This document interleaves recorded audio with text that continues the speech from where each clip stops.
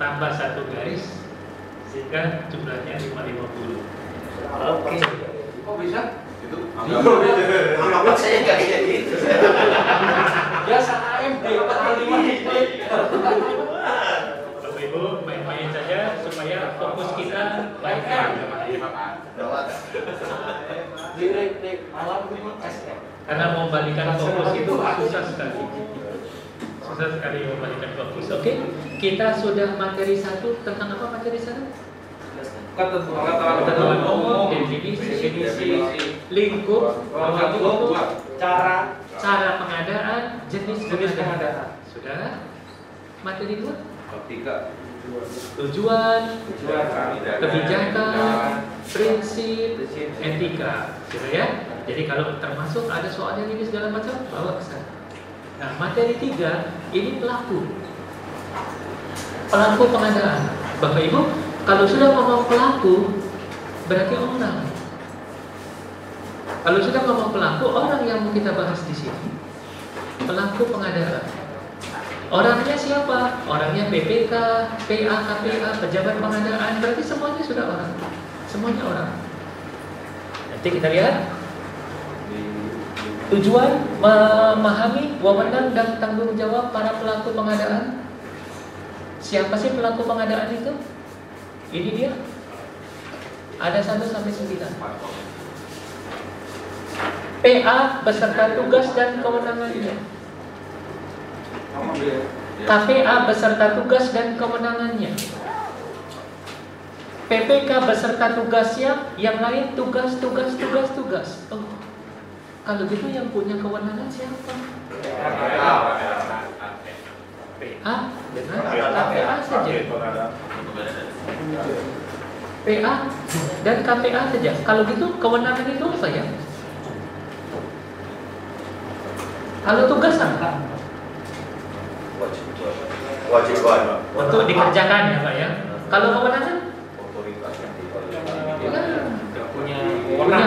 Punya hak dan punya otoritas tadi. Nah berarti yang punya kewenangan siapa? PA, KPA saja. Bapak Ibu ingat PPK itu nggak punya. Kecuali kalau nanti dikasih. Diberi kewenangan. Jadi ini ada agen pengadaan juga kewenangan. Agen. Bersalah. Oh, kewenangannya bukan kewenangan seperti itu yang dimaksud Pak. Agen pengadaan itu ya. Bukan kewenangan itu ya.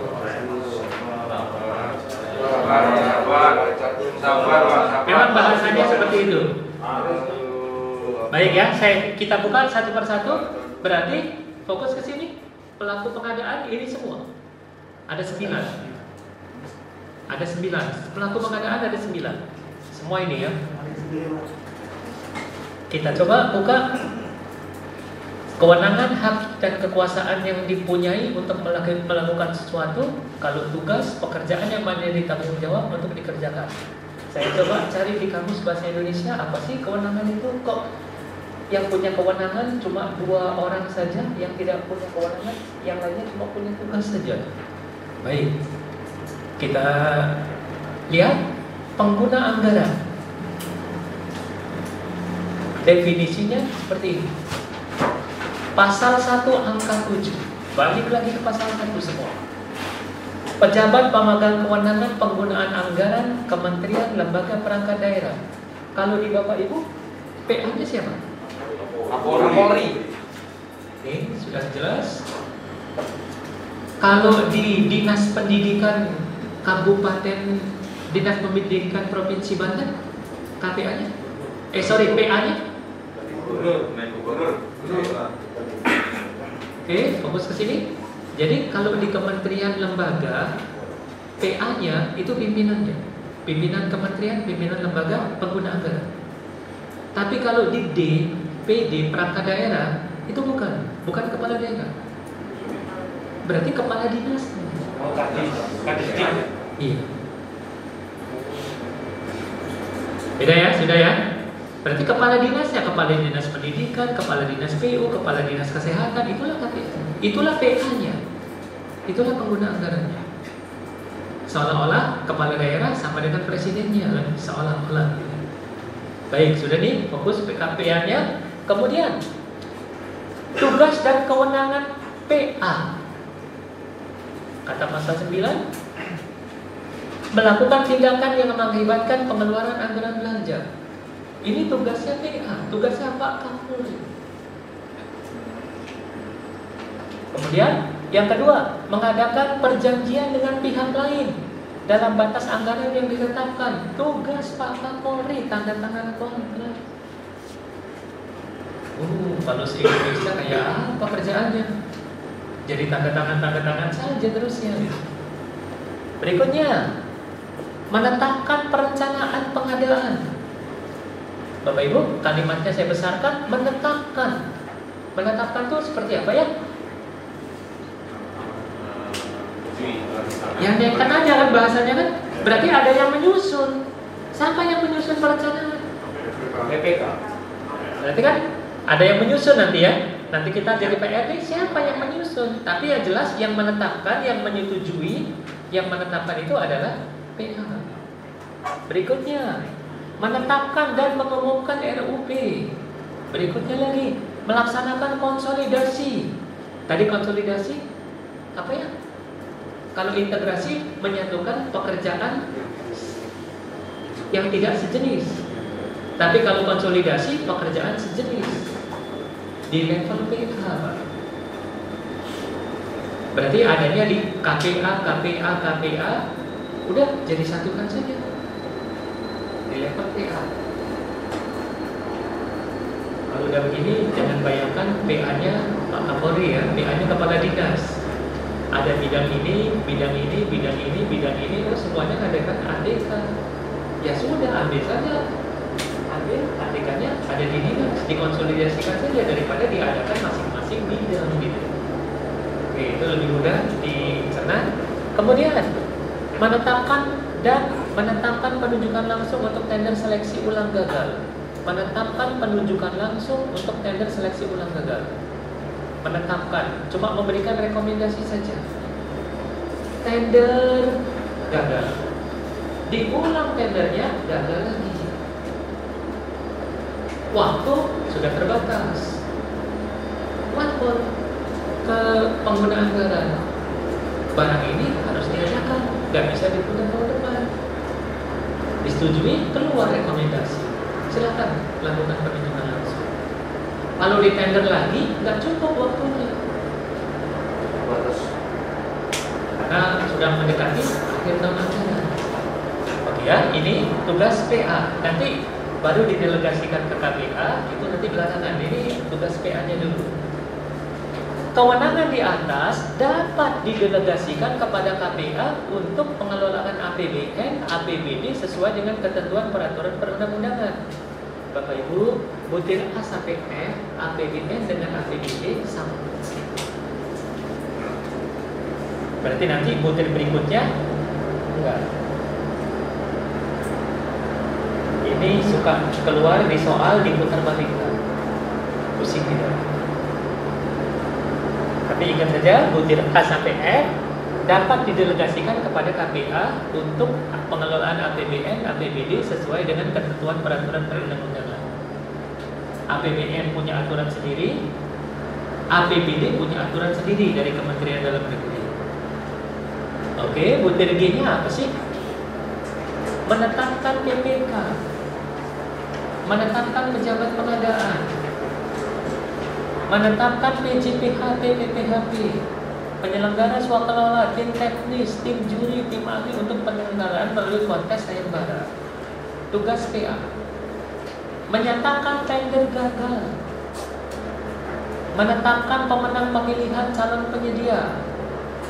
Angkanya, tender penunjukan langsung, eksportasi paling sedikit di atas 100 miliar. Bapak Ibu sekalian, ada tender 120 miliar diproses oleh Pokja. 120 miliar. Setelah diproses ada pemenangnya.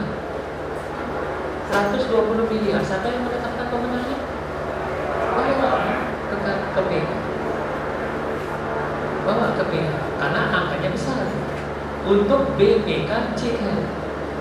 Kalau 90 miliar, Siapa yang menetapkan Pokja? Cukup Pokjanya saja. Paling sedikit di atas 100 miliar. Oh, pas 100 miliar. Pokja kan paling sedikit di atas. Berarti harus lebih ya. Kalau pas Pokja. BPKJL, kalau JK batasannya 10 miliar. Kalau JK batasannya 10 miliar. Kewenangan butir GHI tidak dapat didelegasikan kepada KPA untuk APBD.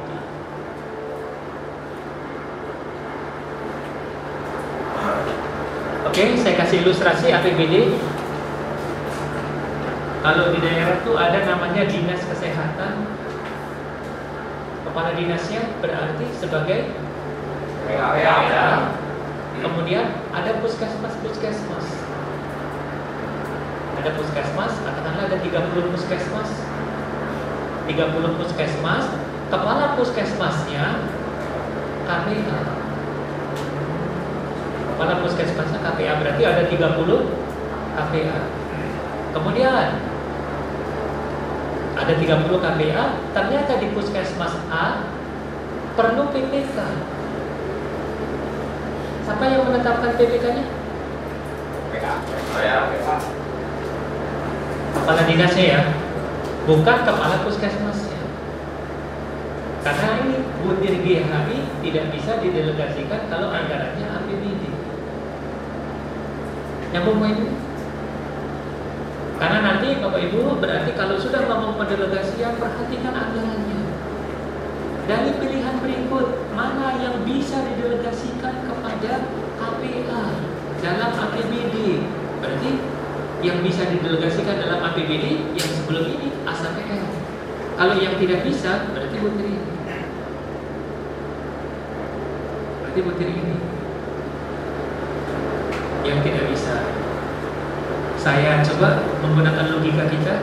Kapolri tugas domisilinya di ibu kota, di DKI. Ada pekerjaan di Kalimantan. Di sana ada KPA-nya. Ada KPA-nya. Di KPA sana perlu PPK di Kalimantan itu. Siapa yang menetapkan KPA? Siapa yang menetapkan PPK di Kalimantan? Pakai dana apa? Kapolri sudah jelas APBD.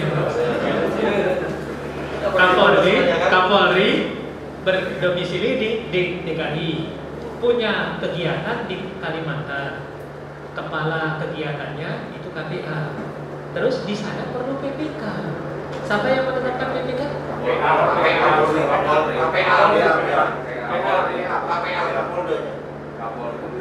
KPA-nya atau KPA-nya? Kita pakai logika, Pak, Bapak Ibu, kalau semua harus dibawa ke pusat, betapa pusingnya.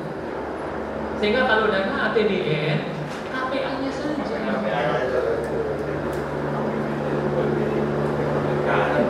Kalau APBD kan sebenarnya kecil, Pak. Masih dalam satu kabupaten, satu provinsi, tiap apel Senin juga ketemu sama semua.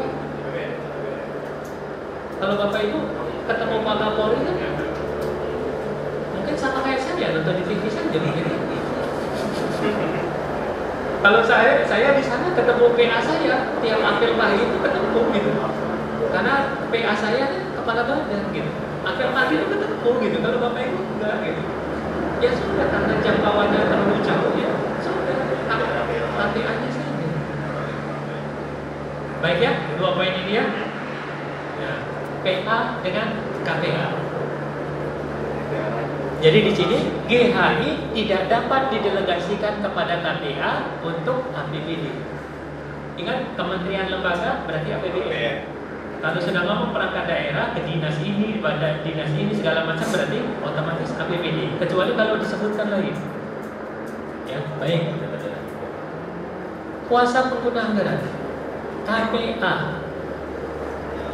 Pejabat yang memperoleh kuasa dari PA untuk melaksanakan sebagian kewenangan dan tanggung jawab PA pada kementerian lembaga yang bersangkutan. Pejabat yang memperoleh kuasa. Berarti Bapak Ibu fokus ke sini. Pada saat ada KPA, ditetapkan KPA langsung memperoleh kuasa. Pernah dengar Pak Kapolri tanda tangan kontrak? Iya. Nggak pernah. Menteri Perdagangan tanda tangan kontrak? Nggak. Berarti kalau ada kegiatan itu besar, harus dibentuk satker tersendiri. Kepala satkernya otomatis KPA. Kalau kegiatannya kecil, dititipkan ke satker lagi, supaya kasatkernya nanti yang tanda tangan kontrak. Sehingga kalau APBN ya, kalau APBN ada KPA otomatis memperoleh pendelegasian. Kalau APBN, bagaimana dengan APBN? Ada kegiatan, Bapak Ibu sekalian, PA-nya di Jakarta, ada kegiatan tadi, contoh di Kalimantan, nggak mungkin kepantau Pak.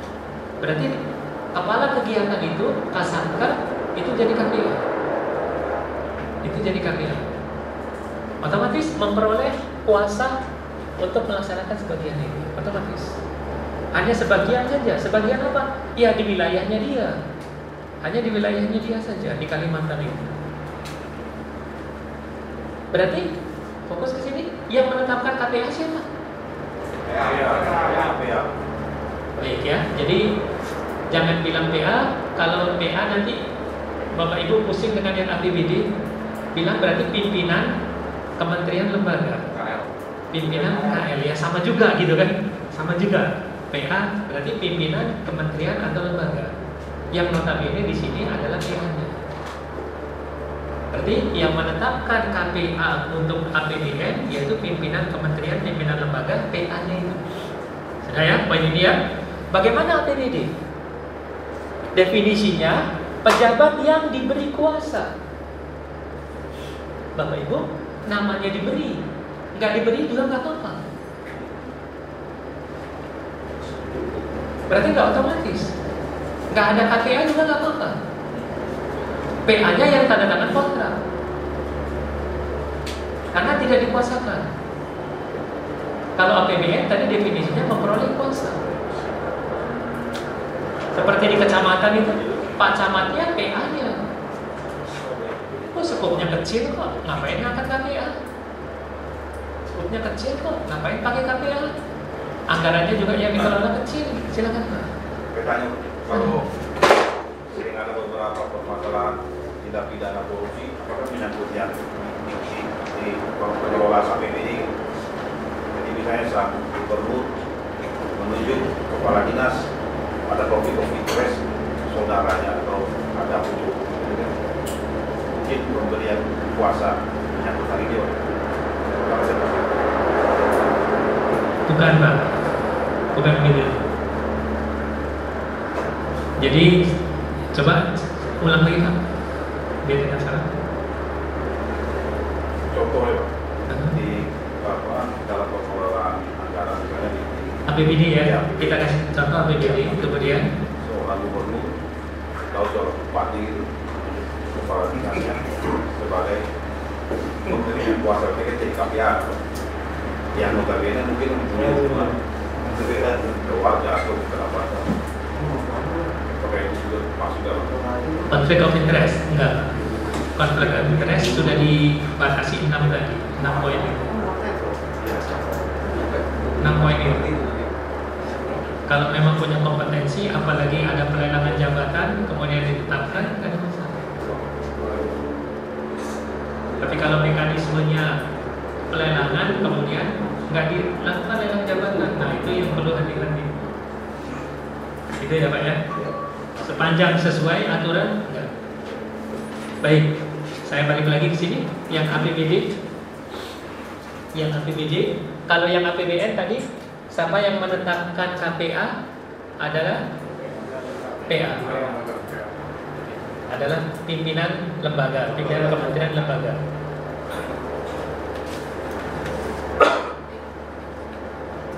Sekarang APBD. Tadi saya kasih contoh kepala dinas kesehatan, kemudian ada kepala puskesmasnya. Kepala dinasnya PA, kepala puskesmasnya KPA. Pertanyaannya, siapa yang menetapkan KPA? Gak usah, bukan. Skupnya kecil. Di dinas kesehatan, Pak. Oh, di dinas. Bukan di kecamatan. Dinas kesehatan kan luas, Pak. Ada di kecamatan, nanti puskesmasnya ada di kecamatan ini segala macam, sehingga diperlukan KPA. Diperlukan KPA. Siapa yang menetapkan KPA? PA. Kepala dinas. Poin ini enggak. Di daerah, di APBD yang menetapkan KPA, kepala daerah, atas usul PA.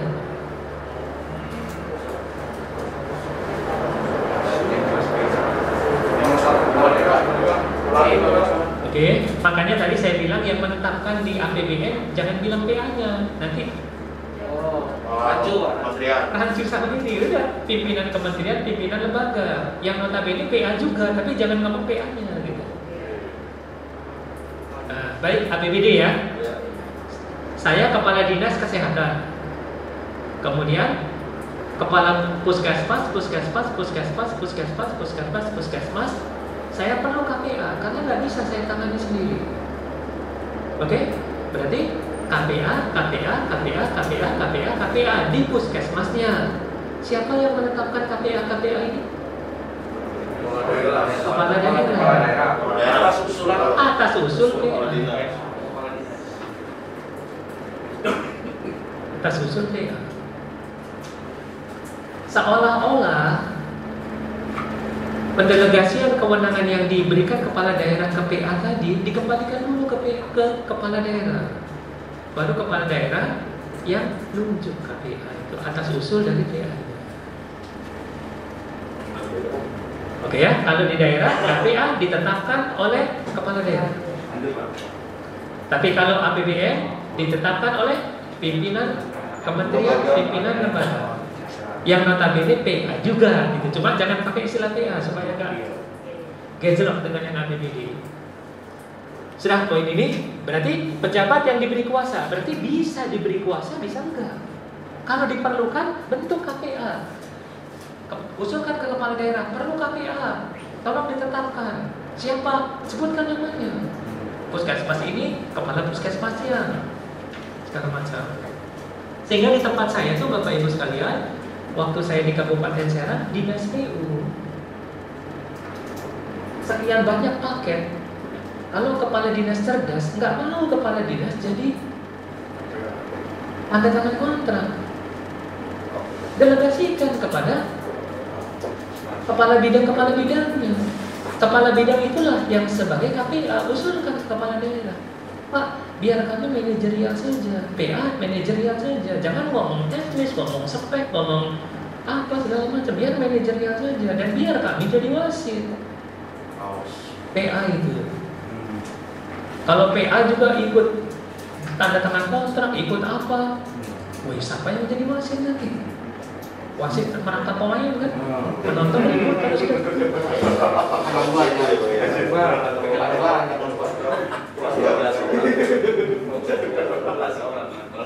Ada di tempat saya, Bapak Ibu sekalian, anggarannya sudah triliun, paketnya seprovinsi, anggaran triliun, paket seprovinsi. Jumlah paketnya 900 paket seprovinsi.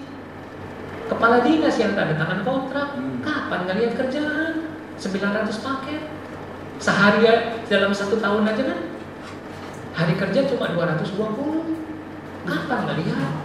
Akhirnya apa yang terjadi? Ngelihatnya barang kejaksaan. Pada hari ini.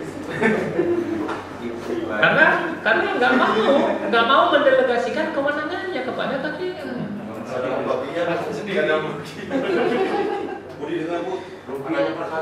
Oke, sudah ya di sini ya, sudah jelas poin ini. Kita Ngapain bagi-bagi? Nah sekarang KPA tadi sudah di APBD yang menetapkan kepala daerah atas usul dari PA-nya. Kalau di APBN itu pimpinan kementerian, pimpinan lembaga yang menetapkan. Tugas pokok KPA melaksanakan pendelegasian sesuai pelimpahan. Apa yang dilimpahkan? Menjawab sanggah banding peserta tender pekerjaan konstruksi, dapat menugaskan PPK untuk melaksanakan kewenangan yang terkait dengan melakukan tindakan, mengadakan perjanjian, dapat menugaskan PPK. Berarti ingat kalimat dapat itu opsional pilihan. Bisa iya, bisa enggak.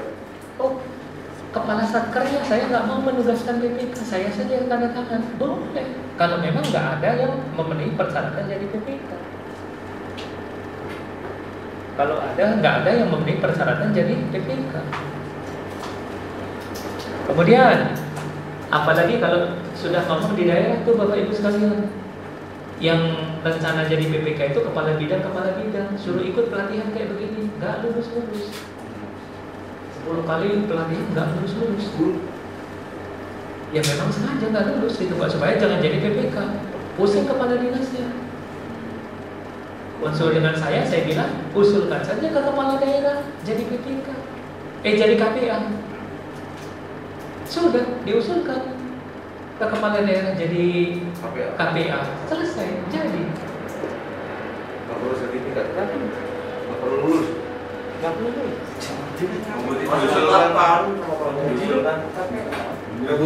Oke, lanjut ya.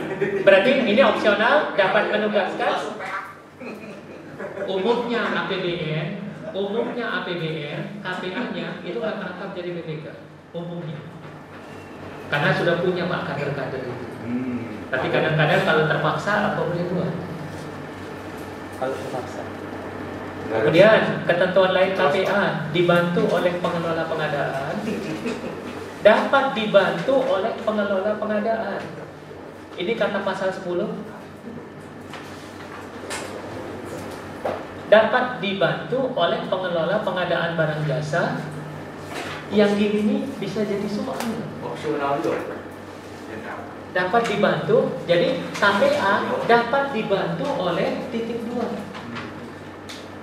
Pengelola pengadaan, tim teknis, tim pendukung, kan semuanya hampir sama tuh. Semuanya hampir sama ya. Tapi karena ujiannya pakai perpres, nggak pakai logika, berarti jawabannya ikut perpres. Kata pasal 10 dapat dibantu oleh pengelola pengadaan. Dalam hal tidak ada personil yang dapat ditunjuk sebagai PPK, KPA dapat merangkap sebagai PPK. Nah, ini dia merangkap. Harus lulus berarti. Wajib bersertifikat? Enggak, harusnya. Kalau PPK wajib bersertifikat. Kapolres. Mantan Kapolres.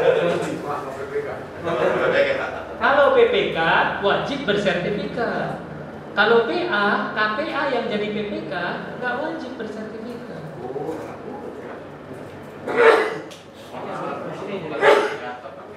Nah ya, tapi ingat harus belajar. Jangan sampai main tanda tangan, bahaya kalau nggak mau belajar. Oke, sudah ya. Sehingga paling enak tuh kalau in-house kayak begini nih, itu yang nggak ikut ujian juga bisa hadir. Oh, gitu Pak. Dengerin supaya sama persepsi. Tuh. Satu frekuensi Pak. Ya.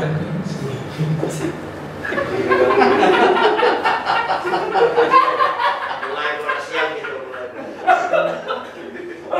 Kayaknya ada maksud lain ini ya.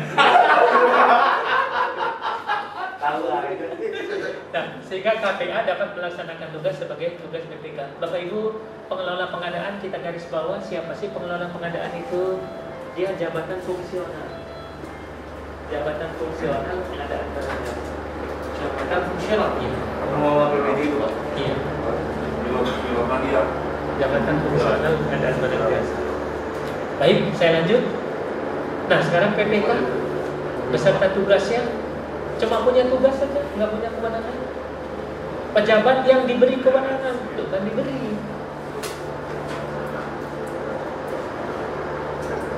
diberi kewenangan oleh KPA untuk mengambil keputusan dan atau melakukan tindakan yang dapat mengakibatkan pengeluaran anggaran negara atau daerah. Pejabat yang diberi kewenangan. Kata pasal 1 angka 10, balik lagi pasal 1. Kemudian tugasnya apa? Menyusun perencanaan. Yang menetapkan perencanaan siapa tadi? Ya. Atau KPA ya. Jadi sudah ngomong nih PA atau KPA karena kita sudah ngomong KPA. Jadi kalau di sini yang menetapkan perencanaan siapa? KPA. KPA kan? KPA jangan PA-nya dibawa-bawa. Iya. Pusing Pak Kapolri nanti kalau se Indonesia. Berarti cukup KPA-nya karena sudah didelegasikan kan? Iya. Memperoleh pendelegasian kewenangan. Yang menyusun perencanaan itu PPK-nya. Yang menyusun PPK-nya. Kemudian butir B, C, D menetapkan spek, menetapkan rancangan, menetapkan HTS. Itu tugas PPK. Kalau gitu yang menyusun, yang membuat siapa? Yang membuat spek, HTS, rancangan kontrak siapa? Pejabat tim PPK. Oke. Tim pendukungnya PPK ya. Tim pendukung. Ya. Bersama PPK. Bisa kalau pekerjaan konsumsi ada konsultan perencana segala macam itu. Terus kalau ada salah, yang bertanggung jawab itu yang menyusun atau yang menetapkan? Yang menyusun enggak ya? Ya. Internal aja masalah. Diomelin. Nah ya, diomelin aja oleh mereka. Secara internal aja. Nah, ini dia Bapak Ibu sekalian yang sering jadi masalah. Di tempat saya sampai ada yang survei itu jadi tersangka. Apakah survei jadi tersangka? PPK-nya enggak. Padahal yang menetapkan PPK. Dan nggak ada aliran uang ke yang survei tadi. Iya. Kalau ada aliran uang, ceritanya beda ya. Iya. Masuk pasal segini. Kriminalisasi. Pendelegasian. Berarti, oh itu juga ada pendelegasian ya Pak Budi. Delegasi. Jadi yang menetapkan gitu, yang menetapkan karena yang bertanggung jawab yang menetapkan. Presiden juga bilang yang menetapkan. Gitu. Berikutnya, jadi sudah ya, yang menetapkan PPK, kalau yang menyusun berarti bersama PPK, tim pendukung apa segala macam itu bersama, tim ahli bersama PPK. Yang menentukan PPK juga. Yang menetapkan PPK. Setelah itu tanda tangan. Yang menandatangani di lembar-lembar depan itu berarti PPK menetapkan. Karena kadang-kadang ada PPK yang cerdas dibuat di sana di lembar paling depan itu yang nanti ditandatangan dibuat oleh timnya dibuat. Terus diketahui oleh PPK. Jadi saat ada masalah PPK-nya ngeles, Pak saya cuma mengetahui. Padahal harusnya kan menetapkan ya. Kalau mengetahui ya saya sekedar tahu aja.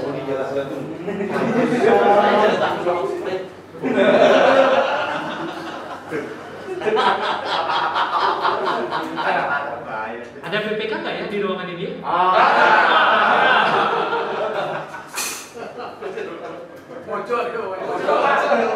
Tapi terbaik Pak itu Pak, terbaik di Polri.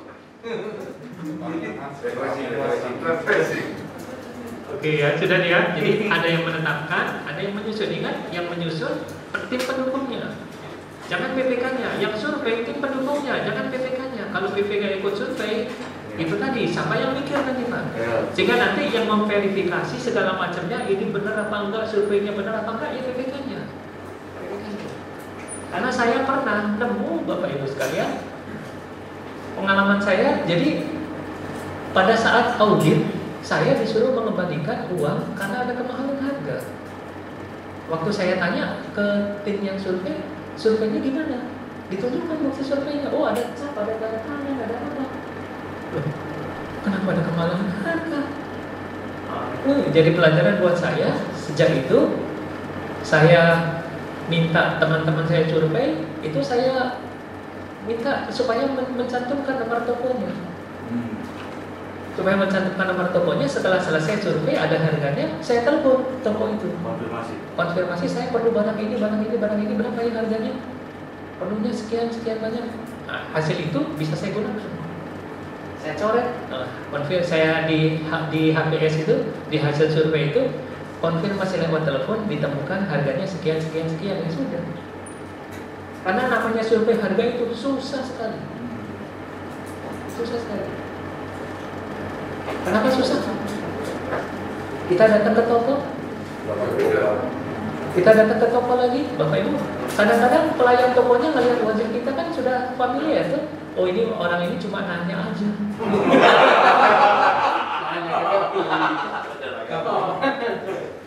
Tahun kemarin juga nanya gitu kan. Nggak beli, tiap tahun nanya. Akhirnya dikasihlah harga sembarang-sembarang kan. Asal ngomong gitu. Nah, itu yang perlu diwaspadai, sehingga saya cantumkan minta nomor teleponnya, kemudian saya telepon balik, pura-puranya mau beli gitu. Kalau nggak seperti itu nanti repot gitu. Baik, sudah ya. Ini poin ini, menetapkan besaran uang muka, mengusulkan perubahan jadwal kegiatan, menetapkan tim pendukung. Silakan PPK menetapkan tim pendukung, siapa saja yang akan digunakan. PPK yang menetapkan. Di beberapa tempat sempat diskusi dengan saya, Pak, saya mau menetapkan tim pendukung, tapi yang akan saya jadikan tim pendukung itu pangkatnya sama dengan saya. Saya ingin Pak, pakai dengan yang bersangkutan.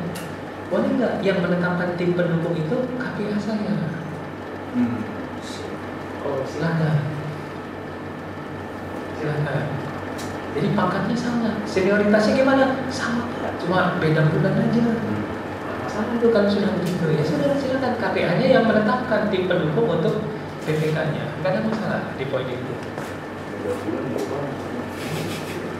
Menetapkan tim atau tenaga ahli. Tapi beda apa, Pak?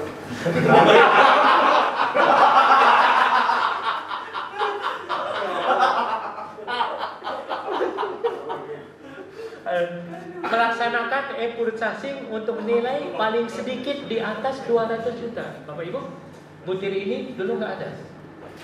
Di Perpres ini ada. Jadi kita periksa, kita belanja nilai berapa? 300 juta. Ada nggak di katalog? Oh ada, 300 juta ya. Itu bukan pejabat pengadaan yang belanja, bukan Pokja juga yang belanja, tapi yang belanja adalah PPK. Kalau saya ngomong PPK bukan satu orang ya, berarti lengkap. Oh, PPK-nya nggak ngerti komputer Pak, kayak saya. Kan ada tim kan? Tim pendukung. Banyak yang beli. Dengan hukum. Tim pendukung. Kalau saya ngomong PPK berarti bukan satu orang, berarti lengkap. Tim. Dengan timnya. Baik. Jadi jangan lupa nih poin ini paling sedikit di atas 200 juta rupiah. Paling sedikit. Jadi beli langsung gitu Pak, bisa? Di katalog. Di atas Di katalog. Pak, kita butuh alat, kemudian kita periksa di katalog ada nggak ya? Nanti kita bahas di materi berikutnya. Oh ada, kita beli di katalog. Tinggal klik saja, seperti buka di belanja di Bukalapak, belanja di Tokopedia. Informasi itu. Tapi di atas 200 yang belanja PPK, yang klik itu BPK. Kalau di bawah 200 yang klik itu Pak, yang memproses klik ini yang belanja itu pejabat pengadaan.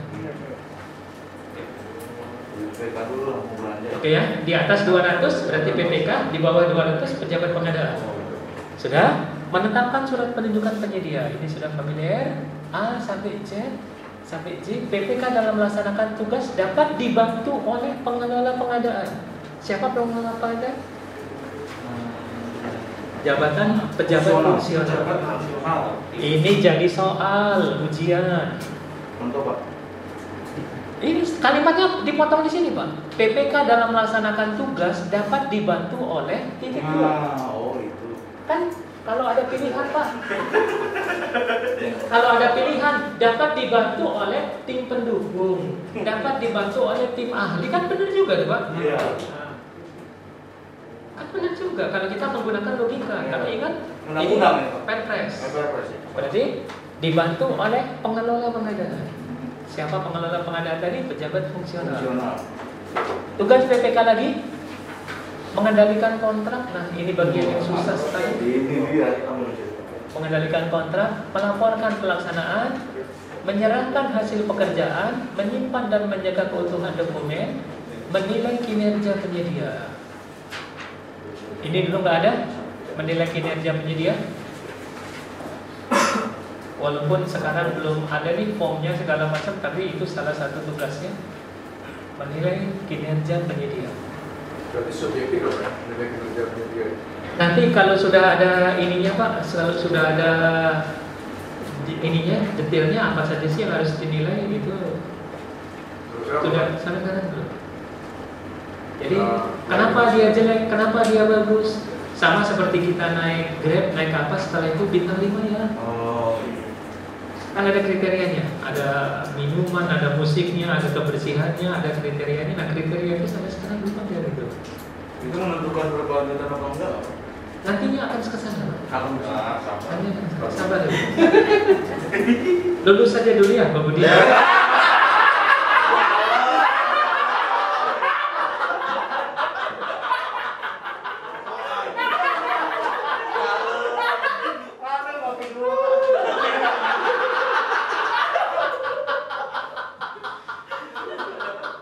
Oke. Kata pasal 11 ya. Baik, kita lanjut. Pejabat membuat komitmen. PPK juga melaksanakan tugas pelimpahan kewenangan dari PA-KPA untuk melakukan tindakan yang mengakibatkan pengeluaran anggaran, mengadakan dan menetapkan perjanjian dengan pihak lain dalam batas anggaran yang telah ditetapkan. Nah, Bapak Ibu sekalian, waktu saya dapat diseminasi dari LKPP tentang ini. Jadi kalau ada PPK di SK PPK-nya itu harus ada kalimat pelimpahan kewenangan. Harus ada kalimat pelimpahan kewenangan. Kalau enggak, berarti PPK cuma dapat tugas saja. Jadi harus ada kalimat dari yang ngasih, yang tanda tangan kan KPA. Jadi pelimpahan kewenangan tugas-tugas KPA kepada PPK yang 2 poin ini. Sehingga nanti kayak PPK full ini ya kapasitasnya. Oke, pejabat pengadaan, pejabat administrasi, pejabat fungsional, personil yang ditetapkan oleh PA-KPA untuk melaksanakan persiapan dan pengadaan langsung, penunjukan langsung. Purchasing paling banyak 200. Kalau di atas 200 apa? PPK. Kalau di bawah paling banyak 200 dia pejabat pengadaan. Pejabat administrasi. Kalau pejabat pengadaan di tempat Bapak Ibu, maksud yang mana? Dari 3 ini? Fungsional. Sudah fungsional? Di sini? Belum. Personil. Sudah ditetapkan oleh PA. Nah, Bapak Ibu, nanti dulu. Kalau personil itu berarti non ASN, non TNI Polri. Itulah yang nanti kita bahas di agen pengadaan. Berarti kalau yang sekarang ini kira-kira pejabat administrasi. Karena dia bukan pejabat fungsional, jelas bukan. Personil dia non, berarti swasta. Dia swasta. Oke ya, sudah ya, 3 poin ini berarti ini swasta yang ditetapkan oleh PA-KPA untuk melaksanakan persiapan dan pelaksanaan pengadaan langsung, penunjukan langsung, BPKJL dan jika 100, purchasing paling banyak 200. Pokja pemilihan.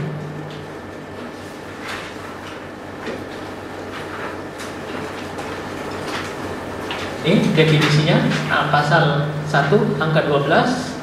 Tugasnya apa? Tugas pokja pemilihan melaksanakan persiapan dan pelaksanaan pemilihan penyedia, melaksanakan pemilihan penyedia untuk katalog elektronik. Yang bawah ini seperti apa ya?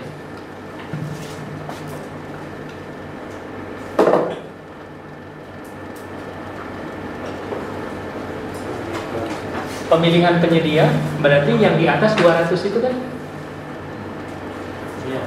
Iya. Sepakat? Terus bawahnya pemilihan penyedia untuk katalog elektronik. Tadi yang di bawah 200 pejabat pengadaan, yang di atas 200 PPK. Kalau ini apa ya berarti?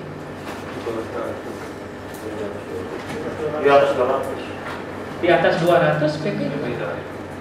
Di bawah 200 pejabat pengadilan. Ya, yang memilih membantu mengusulkan ke KPK. Oke, kalau itu fokus ke sini. Ini suka keluar soalnya dan dalam latihan itu lebih banyak yang salah. Kalau e-purchasing berarti belanjanya ya. Di bawah 200 yang belanja pejabat pengadilan. Di atas 200 yang belanja PPK. Tapi siapa yang memilih yang di atas ini? Ini Yang memilih itu Pokja.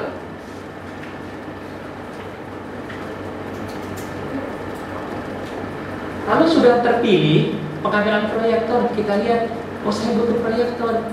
Kita lihat vendornya di katalog elektronik, oh ada. Siapa yang memilih vendor itu? Bisa ya dibedakan ya? Kita perlu proyektor. Oh batasnya. Di bawah 200, pelan-pelan dulu Pak. Pelan-pelan supaya satu kesatuan. Kita ada anggaran 300 juta. Kita mau beli proyektor. Kita lihat di katalog elektronik. Oh, ada vendornya. Siapa yang memilih vendor ini? Pokja. Sepakat ya? Sudah. Balik sekarang. Ini nilainya 300. Siapa yang belanja? PPK. Kita punya belanja beli proyektor angkanya 150 juta. Siapa yang belanja? Pejabat pengadilan. Oke Pak. Tapi yang memilih vendor tadi pemilihan penyedia untuk katalog elektronik.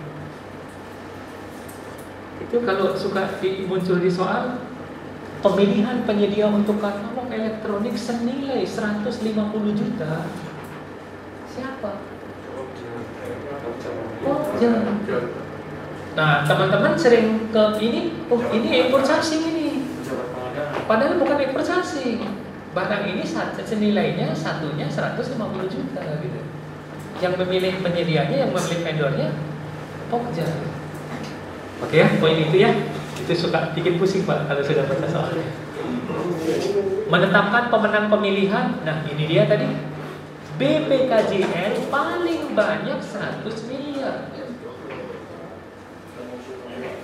Kalau 120 miliar siapa yang menetapkan pemenang? PH atau KPA ya. PH atau KPA. Jasa konsultan paling banyak 10 miliar. Jadi kalau di bawah 100, di bawah 10 miliar ya sudah Pokja yang menetapkan pemenang, selesai. Tapi kalau nilai itu besar, berarti di atas 100 miliar itu dianggap besar, 101 sudah dianggap besar, maka perlu dibawa ke KPA. Nanti di KPA itu diverifikasi lagi dengan timnya.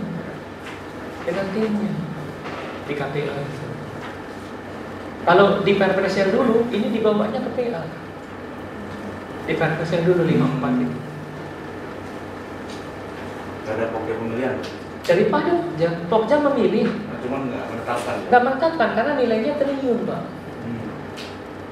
Nilainya triliun. PA-nya yang mau ini kan. Nah sebelum PA menetapkan pemenang, PA manggil dulu tuh tim-timnya. Ini ada anggaran kayak begini. Ini benar nggak sih sudah yang dilakukan oleh teman-teman Pokja itu? Oke ya, di Perpres yang ini cukup KPA. PA atau KPA. Kalau di daerah berarti harus PA.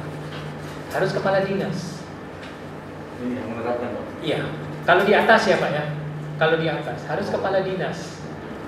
Jadi kalau di atas ini, kalau di APBN pimpinan bisa KPA.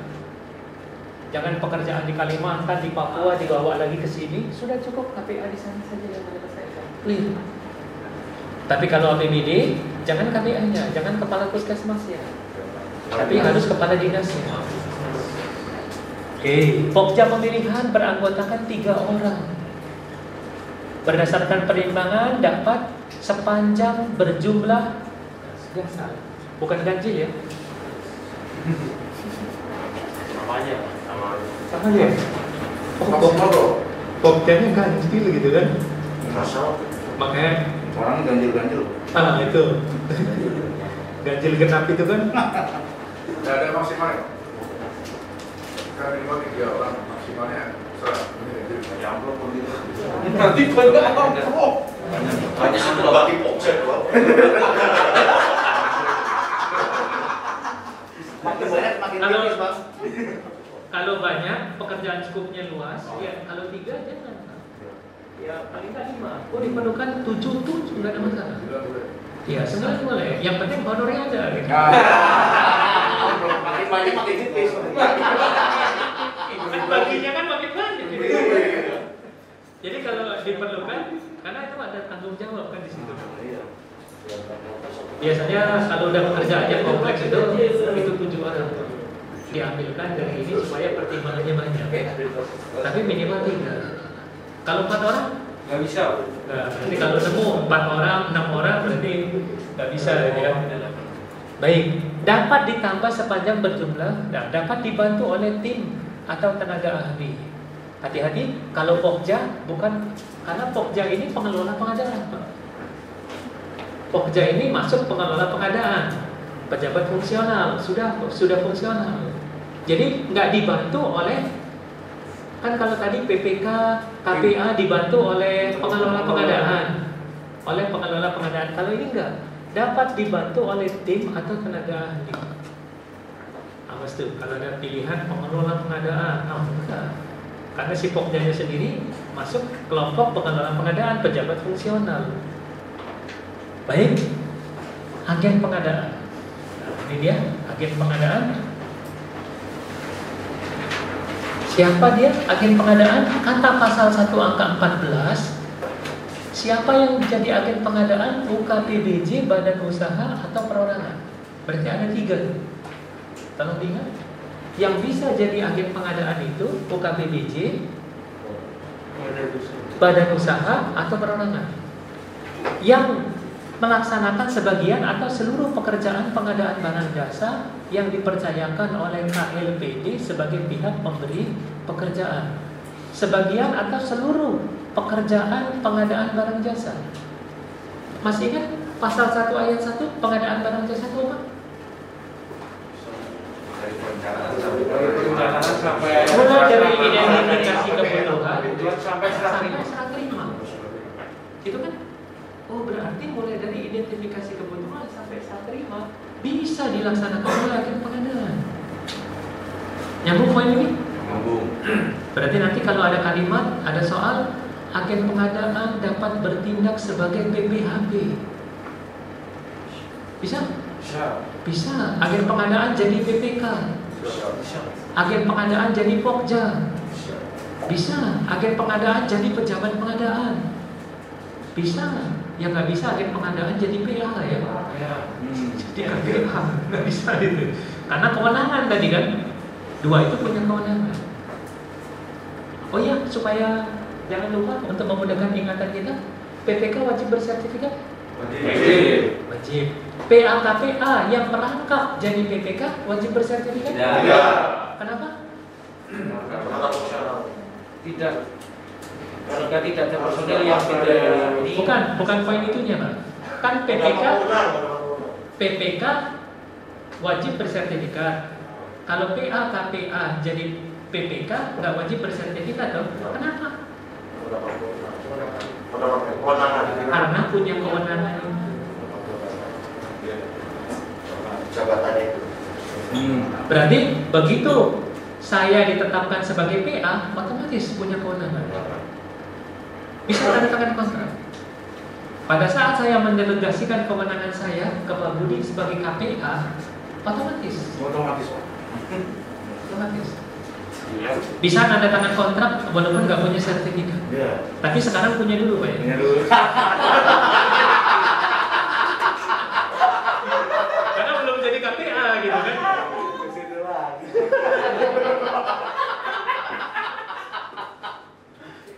Oke ya, poin ini ya. Jadi UKPBJ, badan usaha atau perorangan. Jadi kalau ada pertanyaan, siapa yang bisa jadi agen pengadaan? Tiga itu. UKPBJ, Badan Usaha atau Perorangan. Bapak Ibu, kalau diingat, kalau kita berbicara UKPBJ berarti sama kayak kita, hanya kantornya saja beda. Kalau dulu UKPBJ ini kan ULB, sekarang namanya ganti UKPBJ. Berarti sama-sama PNS, sama-sama dengan sama-sama seperti Bapak Ibu. Sama-sama pegawai negeri yang digaji dari negara, sama ya. Kalau badan usaha sudah beda, perorangan. Nah, barulah ngomong tugas pokok. Apa tugasnya? Dapat melaksanakan pengadaan barang jasa, kemudian mutatis mutandis dengan tugas pokja pemilihan dan atau PPK. Mutatis mutandis itu apa ya? Nah itu dia, mau ditanyain soal itu. Jadi mutatis mutandis serupa. Serupa, bukan sama, serupa. Kalau yang jadi agen pengadaan UKPBJ, kita di sini perlu PPK. Yang punya sertifikat kompetensi nggak ada. Berarti kan kita lari dulu ke UKPBJ. Kan kita mau ke agen pengadaan. Agen pengadaan kita lari ke UKPBJ. Kemudian UKPBJ ada yang bisa melaksanakan ini. UKPBJ jadi PPK kan? Tugasnya apa? Sama dengan tugas PPK kita. Ternyata di UKPBJ nggak ada yang punya sertifikat. Kita cari ke kampung lain juga nggak ada. Karena ini pekerjaan agak beda. Yang apa boleh buat? Atau karena UKPBJ sudah full kapasitasnya. Akhirnya kita lari ke perorangan. Nah, pada waktu perorangan atau badan usaha itu tugasnya apa PPK? Ya, tugasnya serupa dengan tugas PPK. Atau tugas pokja pemilihan. Karena mereka bukan ASN, bukan pegawai negeri. Nah, kapan diperlukan agen pengadaan? Satuan kerja tidak didesain untuk pengadaan barang jasa. Nggak ada RKA di sana. Nggak menyusun RKA. Waktu saya ngasih materi di kepala sekolah bilang, Pak, kami kan tugasnya mengajar. Berarti bukan ini tugas kami. Satuan kerja tidak didesain, berarti kami tidak didesain untuk pengadaan barang jasa. Karena tugas kami mengajar. Benar juga dari sisi itu. Terus saya tanya, Bapak menyusun ada RKA yang Bapak susun? Kalau di sini RKA itu ya, ada. Oh, berarti kalau itu Bapak didesain untuk pengadaan barang jasa. Kan salah satunya di perencanaan akhirnya ada penganggaran kan? Ada penganggaran. Identifikasi kebutuhan, penetapan barang jasa, cara pengadaan, akhirnya penganggaran. Hasil perencanaan pengadaan dituangkan dalam RKA atau RKKL. Berarti Bapak didesain. Kalau ngomong seperti itu, bagaimana dengan rumah sakit? Kan? Tugasnya ngobatin orang atau membuat sakit orang kan? Rumah sakit. Puskesmas kan tugasnya seperti itu. Jadi kalau di sana ada RKA, berarti didesain untuk pengadaan barang jasa. Kalau nggak ada RKA, dia nggak punya anggaran, berarti tidak didesain untuk pengadaan barang jasa. Seperti itu. Aspek struktur dan anggaran kementerian kecil, nggak mungkin dibuat lembaga sendiri. Kemudian baru dibentuk atau hasil pemekaran. Saya ingat Provinsi Banten dulu pada waktu terbentuk yang namanya dinas, kantor dinas itu seruangan. Di ruang itu kepala dinas. Seruangan. Kamar-kamar aja. Satu ruangan ini nanti ada berapa kamar? Oh, ini untuk kepala dinas ya, untuk ininya, sekretarisnya, bendahara. Terus ada kepala bidang, staf nggak ada.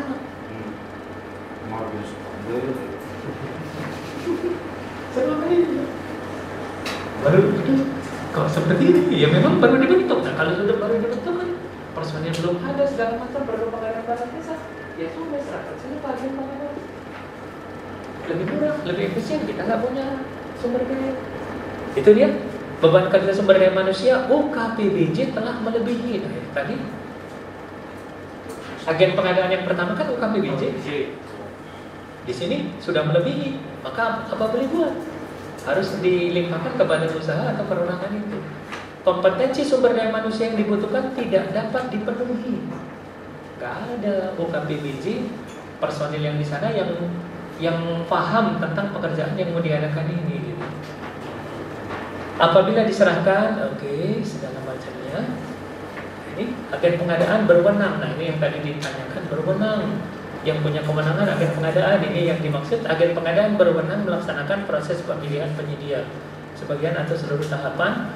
Agen pengadaan berkewajiban menyelesaikan permasalahan akibat dari pelaksanaan proses pemilihan penyedia yang dilaksanakannya, permasalahan yang mungkin ditemukan di kemudian hari oleh aparat yang berwenang dan atau berwajib. Berarti tanggung jawab dia. Sepintas enak serahkan ke pejabat pengadaan semua ya. Cuma kita kan banyak. Nggak mungkin. Baik, PPHP peserta tugasnya. Kepanjangannya apa? PPHP. Pejabat pemeriksa hasil pekerjaan. Kalau yang dulu kepanjangannya PPHP. Tuh kan dari situnya sudah beda ya. Kalau sebelum diterima dia wajib periksa dulu. Setelah dinyatakan oke, dia tulis, oke, bisa diterima, tertulis. Kalau sekarang tugasnya cuma memeriksa saja. Apa yang diperiksa? Pejabat administrasi, pejabat fungsional, tadi sudah kita bahas masing-masing ini, dan personil yang ditetapkan oleh PA-KPA. Oh iya, saya mau bahas ini nih, PA garis miring KPA, pengertiannya kayak gini. PA garis miring KPA. Apa ya ini? PA, APBD dan APBN. Oh, oke, mantap.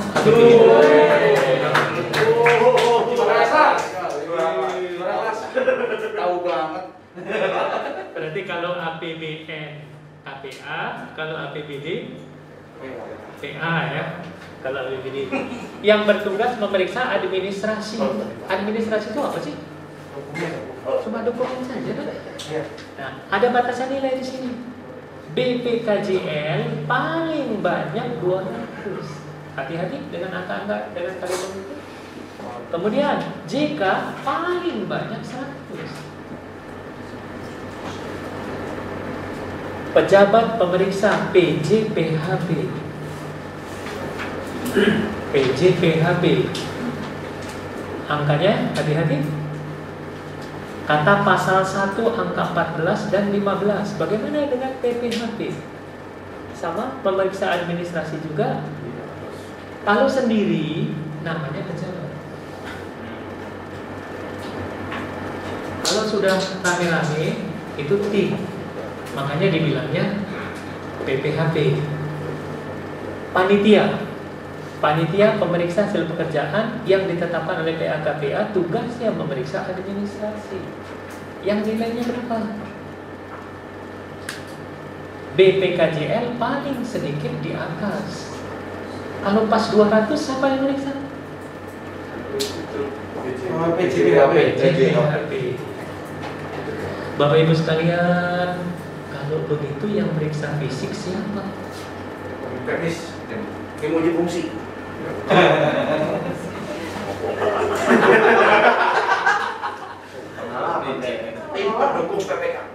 Barang datang.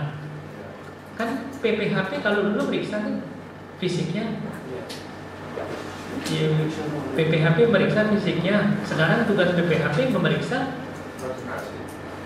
administrasi saja. Kalau gitu yang meriksa fisiknya siapa?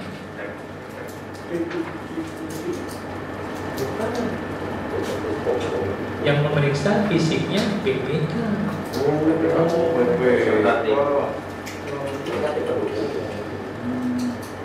Ingat, kalau BPK diperlu tim silakan. Nah, itu dia. Tapi yang bertanggung jawab di sana adalah BPK. Jadi fisiknya BPK, administrasinya ya sorry, PPHP atau PJPHP. Sehingga betul-betul yang namanya PPK itu nggak sendirian. Saya nggak tahu di sini apakah tim pendukungnya PPK di SK kan atau enggak. Tim pemeriksa fisik pekerjaan itu yang timnya PPK itu di SK kan enggak? Sama PPK. Ada sprint ya dari KPA kan? Ada sprint kan? Sehingga PPK nggak sendirian, tapi ada dari awal sudah, oh saya perlu tim ini, saya perlu tim ini, saya perlu tim ini. PPK bilang ke KPA, minta ini, kasih surat perintah atau SK segala macamnya, yang nantinya akan membantu PPK sehingga pada saat operasional, pada saat bekerja, PPK tinggal minta saja, tolong diperiksa ini, tolong diperiksa ini, tolong diperiksa ini. Karena saling meles. Bisa kok. Jadi itu kan tim uji fungsi, tim kualitas, tim kuantitas segala macam. Nah, sudah ya. Jadi yang meriksa fisik itu PPK ya, PPK. Karena bahasa yang digunakan di sini, Bapak Ibu sekalian, kita punya 9 pelaku pengadaan kan. 9 pelaku pengadaan. Jadi yang namanya tim uji fungsi, tim apa nggak ada semua. Tim pendukung itu diterapkan oleh PPK, berarti PPK semua yang periksa fisik. Penyelenggara swakelola beserta tugasnya. Bapak Ibu, tim yang ada di swakelola, jadi kalau memang pekerjaan itu akan dilaksanakan dengan metode swakelola karena kita punya sumber daya, maka KPA perlu membentuk tim. Timnya 3 saja, yaitu tim persiapan, tim pelaksana, dan tim pengawas. Ingat, tim sukses nggak ada loh di sini. Yang ada tim ini saja. Tim persiapan apa tugasnya? Menyusun sasaran, rencana kegiatan, jadwal, persiapan. Pekerjaannya belum dimulai. Kalau pekerjaannya sudah dimulai, mulailah di sana ada laporan, melaksanakan, mencatat, mengevaluasi, melaporkan secara berkala kemajuan pelaksanaan. Terus tugas tim pengawas apa? Ya mengawasi persiapan dan pelaksanaan fisik maupun administrasi swakelola. Timnya ada 3, tugasnya seperti ini. Penyedia.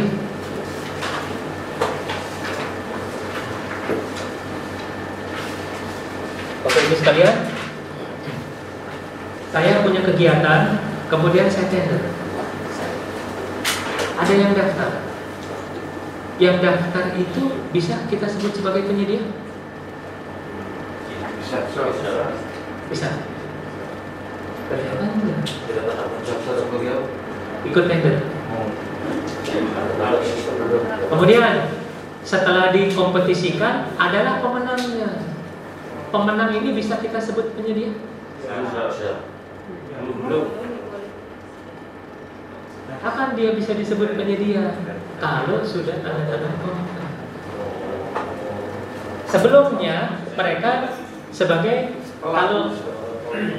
kalau dia daftar tender, berarti baru peserta tender. Dia menang, baru calon pemenang.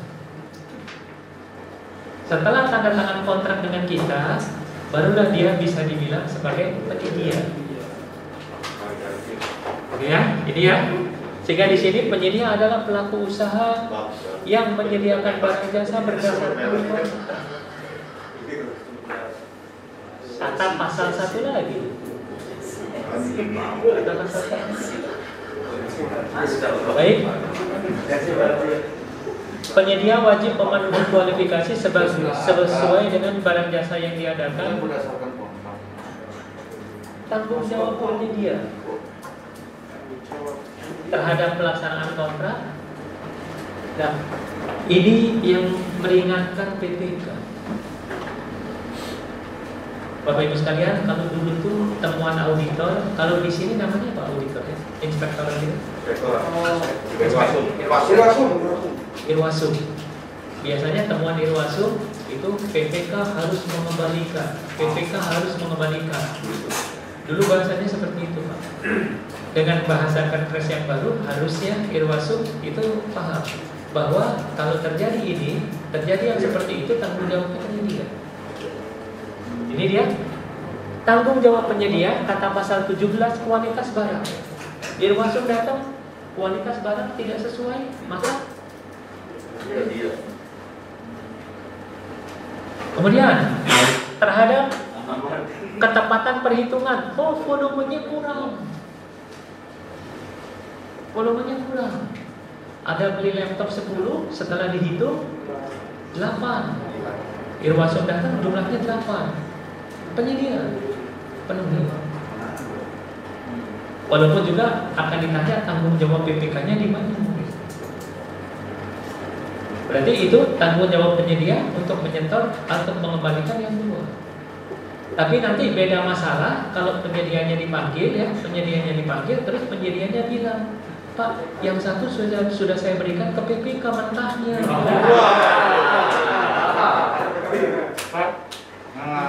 Itu pasalnya lain ya. Kalau sudah gitu pasalnya lain. PPK nanti enggak? Itu pasalnya lain kalau itu. Jadi sekarang nih PPK dengan ini ya lebih enak. Sebetulnya ya, cuma PPK harus seoptimal mungkin melaksanakan pemeriksaan fisiknya. Paling akan dipertanyakan bagaimana pemeriksaan fisiknya yang dulu itu. Kemudian ketepatan waktu penyerahan. Ini juga tanggung jawab dari penyedia. Terus setelah itu ketepatan tempat penyerahan. Ketepatan tempat penyerahan. Karena kadang-kadang kalau di tempat Bapak Ibu diadakan, nanti tempatnya kan bisa berbeda-beda. Nanti yang ini drop ke sini, yang ini drop ke sini, yang ini drop ke sini, itu kadang-kadang nggak sesuai. Itu tanggung jawab dari penyedia. Oke, sudah beres. Makan siang. Jawab dulu, Bang. Jawab dulu. Jawab tinggal baca aja nih, Pak. Tinggal diulang nih dia sendiri. Ada semua juga kan di buku itu ya.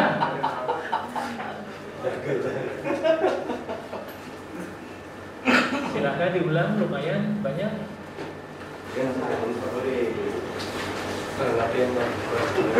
Oke.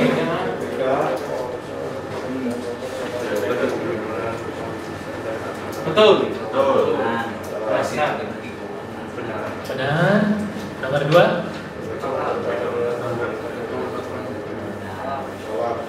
Salah. Harusnya siapa? PA. PA atau KPA. Mantap. Nomor 3. Betul.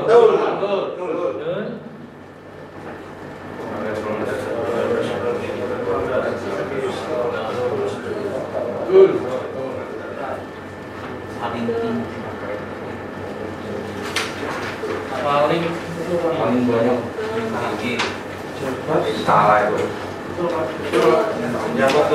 Berarti paling banyak ya. Betul. Nomor 5.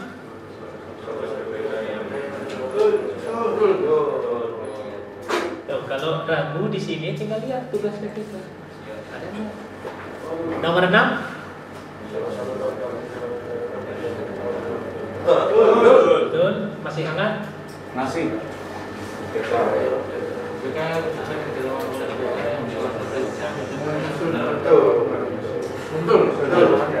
Betul. 8.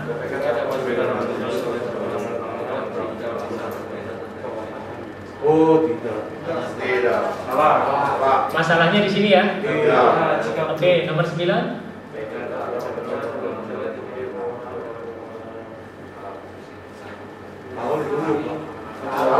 Salah. APBD-nya. Oh, ininya ya. Kalau APBD-nya oke ya. Iya.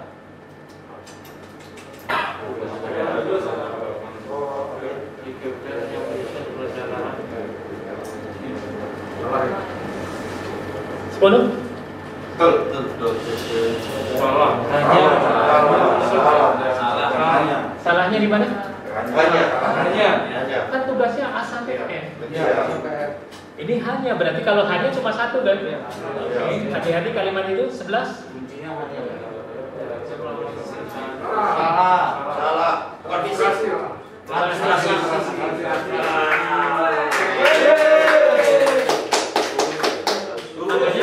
Masih hangat. Makanya kalau bagusnya itu langsung ujian gitu kan? Masih hangat.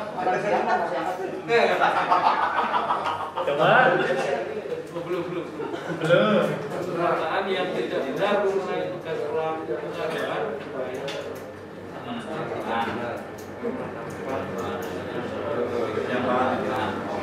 Nilai situ jalan apa itu?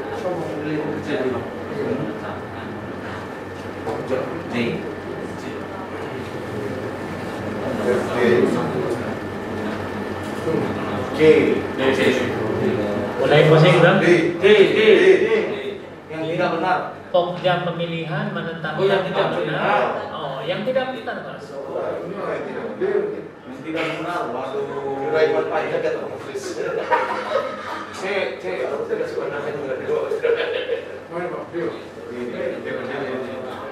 D benar pak. Kalau nggak C, B, A, C. Oke, nomor ini jawabannya berahu. Jadwal. Oh, jadwalnya nggak ada. Jadwal bukan tugas PPK, tapi tugas pokja. Pokja. 13. Nah ini yang saya bilang, ini suka dibolak-balik nih, gampang sekali karena banyak nih. Salah satu tugas kewenangan yang dapat dilimpahkan oleh PA di Pemda kepada KPA ialah yang salah satu tugas yang dapat, berarti lihat A sampai F. Karena GHI tidak dapat dong. Berarti lihat sampai A sampai F yang mana gitu.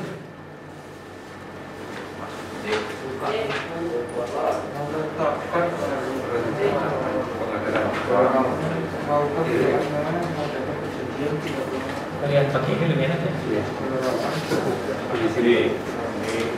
Menetapkan perencanaan penunjukan langsung.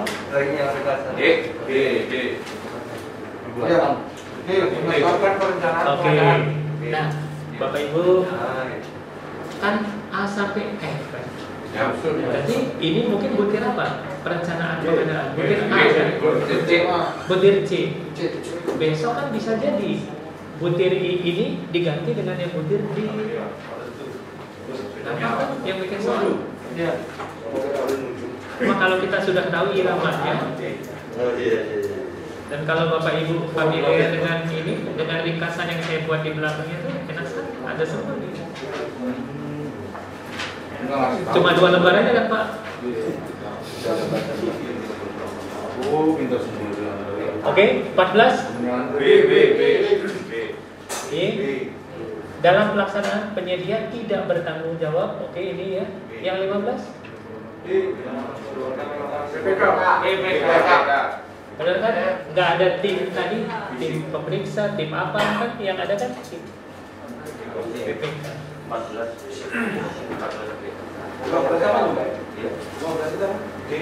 PPK. Fisik kan? Fisik. Fisik PPK lah. Salah satu tugas pejabat pengadaan.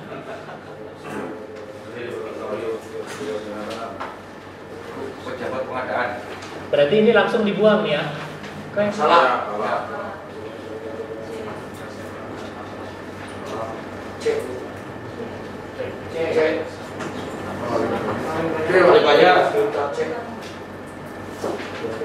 C. Pak, hati-hati kalau jasa konsultan oleh pejabat pengadaan.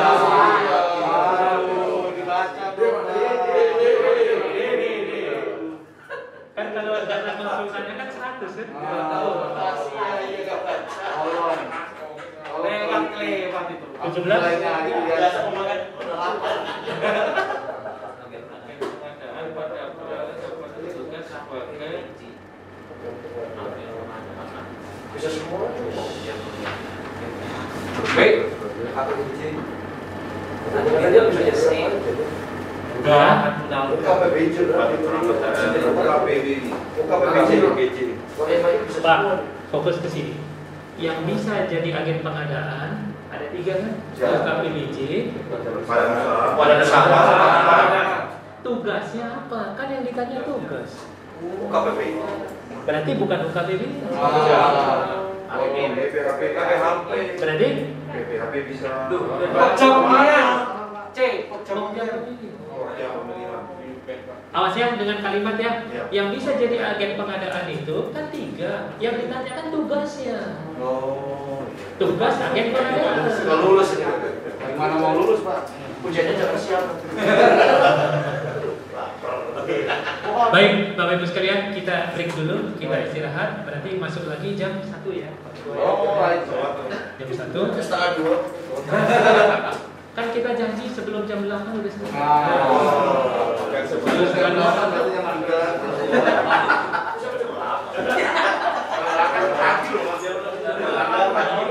Pagi loh ya.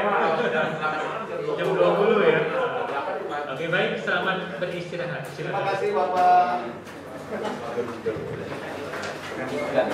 Mau kemana, Pak? ketua kelas.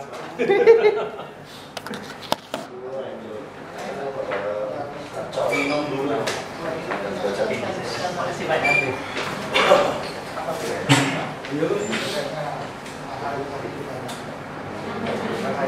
Ya, kita mulai Pak.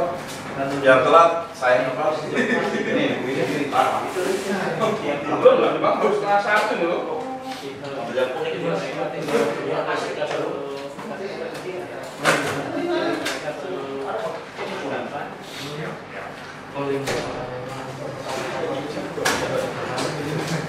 Mulai kan 3 Februari ya. Dan waktu kemarin ada ini juga masalah bencana segala macam itu. Iya, iya.